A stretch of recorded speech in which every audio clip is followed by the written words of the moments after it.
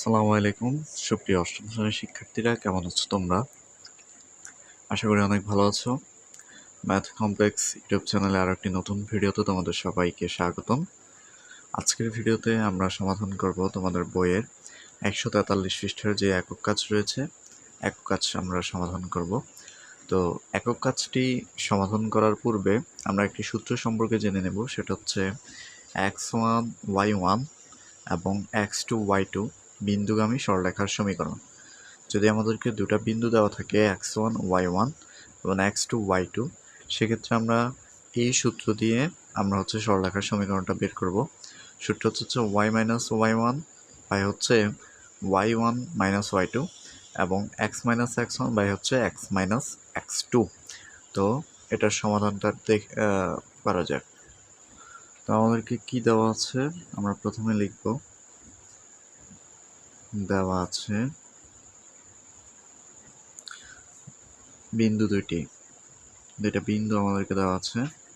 তো বিন্দু দুইটি হচ্ছে আমাদের, একটা হচ্ছে আমাদের 3,4 এবং আমাদের হচ্ছে 2,-3।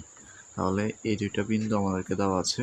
আমরা এটাকে ধরে নিব x1 এবং এটাকে ধরে নিব y1 এবং এটা হচ্ছে আমাদের x2, এটা হচ্ছে আমাদের y2। তাহলে এই দুইটা বিন্দুগামী সরলরেখার সমীকরণটা আমরা বের করব। সুতরাং 3,-4 এবং আমাদের হচ্ছে 2,-3 বিন্দুগামী সরলরেখার সমীকরণটা বের করতে হবে। তো সমীকরণটা কি? সূত্রটা হচ্ছে আমাদের y minus y1 minus y2, আর এ পাশে হচ্ছে আমাদের x মাইনাস x1 আর হচ্ছে আমাদের x1 মাইনাস হচ্ছে আমাদের x2। তো এখানে আমাদেরকে মানগুলা বসাইতে হবে। আমরা দেখে আসছি, এটা হচ্ছে x1, এটা হচ্ছে y1, এটা হচ্ছে x2, এটা হচ্ছে আমাদের y2। এখন আমরা এখানে জাস্ট মানগুলা বসাবো। y এর মানটা নেই, তাহলে y এর জায়গায় থাকবে y1 কোনটা 4, আবার y1 এর জায়গায় 4 বসবে, মাইনাস y2 কত, y2 হচ্ছে -3, তাহলে ব্র্যাকেট -3। তাহলে এ পাশে কি থাকতেছে আমাদের?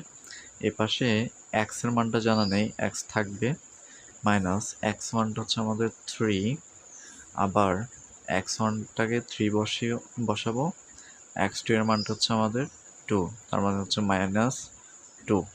ওকে, তাহলে এই পাশে কি থাকতেছে y মাইনাস 4, আর এখানে হচ্ছে 4 প্লাস হচ্ছে আমাদের minus minus plus 3 equal to x minus 3, আর এখানে 3 থেকে 2 বাদ দিলে হচ্ছে আমাদের থাকতেছে 1।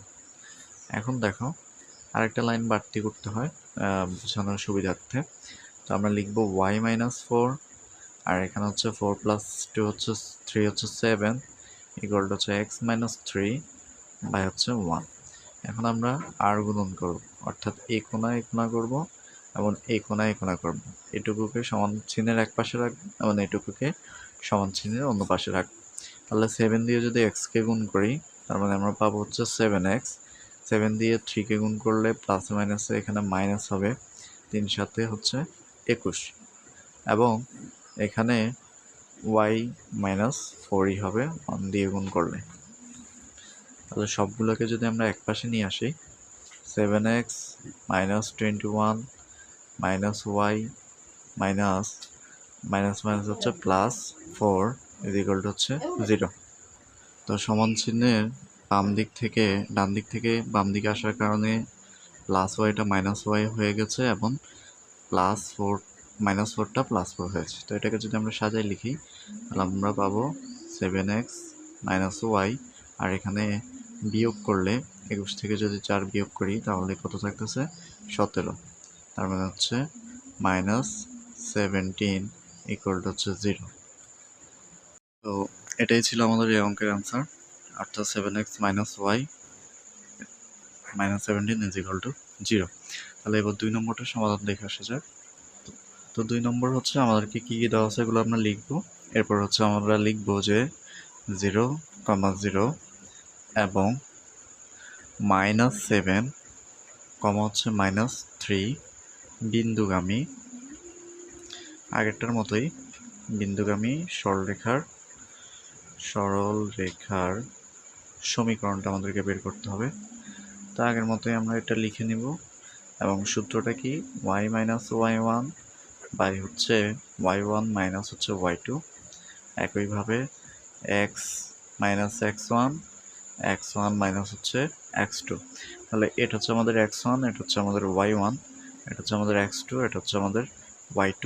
আমরা মানগুলো বসাবো আগের মতোই। y এর মানটা থাকবে, y1 এর মান হচ্ছে 0। আবার এখানে আমরা কি পাচ্ছি, y1 এর মান হচ্ছে 0 মাইনাস y2 এর মান হচ্ছে -3। ওকে, এরপরে x এর মানটা জানা নেই, x1 এর মানটা হচ্ছে 0। আবার এখানে x1 এর মানটা হচ্ছে 0, x2 এর মানটা হচ্ছে -7। তাহলে দেখো উপরে আমাদের y থাকতেছে y -0 আর হচ্ছে y একই কথা, আর এখানে আমাদের থাকতেছে 3, আবার এখানে আমাদের থাকতেছে x, এখানে আমাদের প্লাস অর্থাৎ 7 থাকতেছে। আর যদি আমরা আড়াআড়ি গুণ করি তাহলে আমরা এ পাশে পাবো 3x হচ্ছে আমাদের এ পাশে পাবো 7y। তো সমীকরণের শর্ত কি? সমীকরণের শর্ত হচ্ছে সবগুলো সংখ্যাকে আমাদের এক পাশে নিয়ে আসতে হবে। তাহলে এখানে পাবো আমরা 3x, আর এটা যেহেতু এ পাশে প্লাস আকারে আছে, যদি সমান চিহ্নের বাম দিকে চলে আসে তাহলে এটা চিহ্নের পরিবর্তন হবে, অর্থাৎ -y হয়ে যাবে। অর্থাৎ 3x - y আমরা লিখবো 0। এটাই হচ্ছে আমাদের এই অঙ্কের অ্যান্সার। তো আশা করি তোমরা বুঝতে পেরেছো এবং ভিডিওটি তোমাদের ভালো লেগেছে। যদি ভালো লেগে থাকে অবশ্যই আমাদের চ্যানেলটি সাবস্ক্রাইব করো এবং লাইক কমেন্ট করো, শেয়ার করো, আর নতুন ভিডিও দেখার জন্য অবশ্যই আমন্ত্রণ রইল। ধন্যবাদ সবাইকে।